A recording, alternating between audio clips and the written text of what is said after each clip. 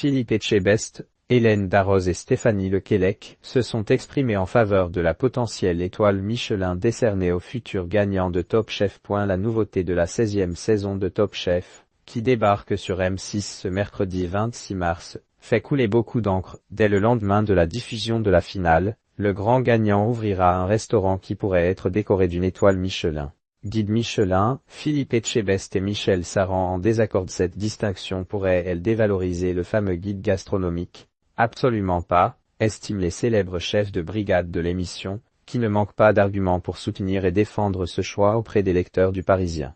On savait que ça allait faire causer. Les inspecteurs vont goûter 8 fois les plats des candidats, on peut rapprocher ça aux 2, 3 ou 4 visites dans l'année pour accorder une distinction.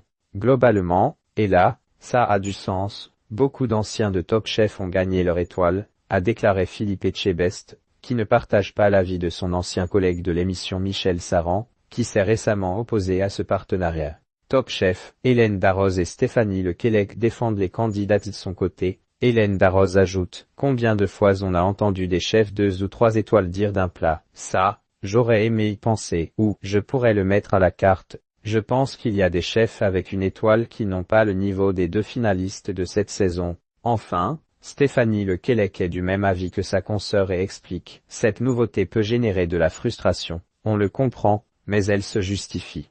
On a plusieurs fois dégusté des plats d'un niveau que je ne retrouve pas dans certains une étoile. Là, ce sera une étoile éphémère, si tant est qu'elle soit attribuée, la finale n'est pas tournée.